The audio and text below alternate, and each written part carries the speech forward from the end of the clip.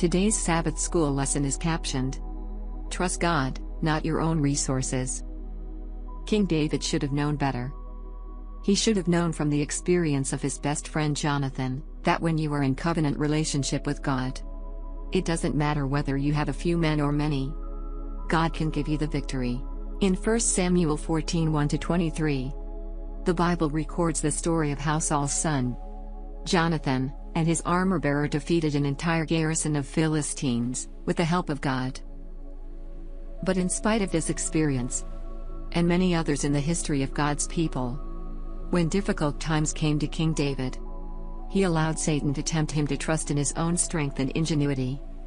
For today's Sabbath school lesson, we'll be looking at 1 Chronicles chapter 21, verses 1-14. Beginning at verse 1.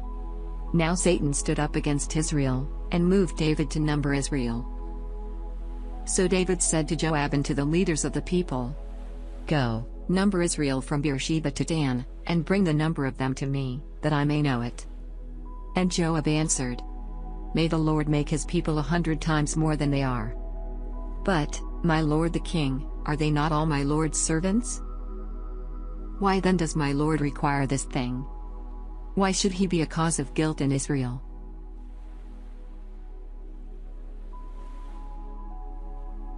Nevertheless, the king's word prevailed against Joab. Therefore Joab departed and went throughout all Israel and came to Jerusalem. Then Joab gave the sum of the number of the people to David.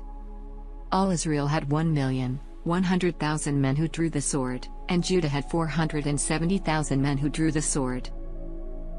But he did not count Levi and Benjamin among them, for the king's word was abominable to Joab.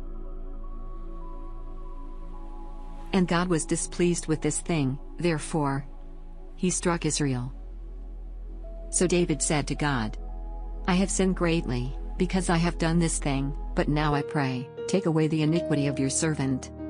For I have done very foolishly." Then the Lord spoke to Gad, David's seer, saying, "Go and tell David, saying, Thus says the Lord, I offer you 3 things. Choose one of them for yourself, that I may do it to you." So Gad came to David and said to him, "Thus says the Lord, choose for yourself either 3 years of famine, or 3 months to be defeated by your foes with the sword of your enemies overtaking you, or else for 3 days the sword of the Lord, the plague in the land, with the angel of the Lord destroying throughout all the territory of Israel.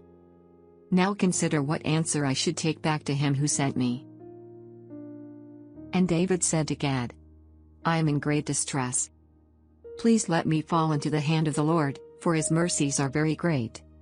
But do not let me fall into the hand of man."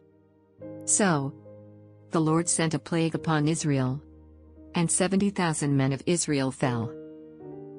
Questions. Why did David decide to number Israel or count soldiers? And why did his commander Joab counsel against this? Note that it was Satan's idea to count the soldiers. He tempted David to trust in his own strength, rather than to depend on the providence of God in his defense.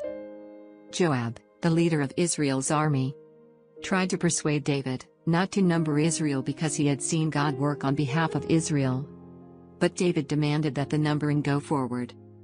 His actions brought calamity to the nation, as the text reveals. No one ever trusted God in vain. Whenever you do battle for the Lord, prepare yourself. And prepare well too. There's a quote, attributed to a British ruler, Oliver Cromwell, who before a battle, said to his army, "Put your trust in God, my boys, and keep your powder dry." The powder was gunpowder, in other words, do all that you can to succeed. But, in the end, realize that only God can give you victory.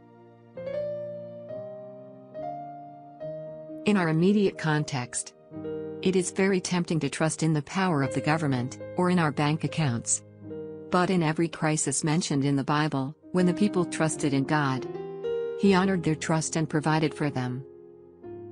We should be using the present time to get square with God, get out of debt, and be generous with what we have been given.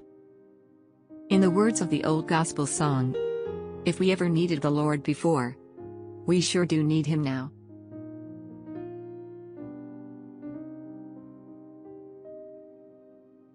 How do we strike the right balance between doing what we can, for instance, to be financially secure, and yet, at the same time, trusting in the Lord for all things? Have a wonderful day, and may God bless you always.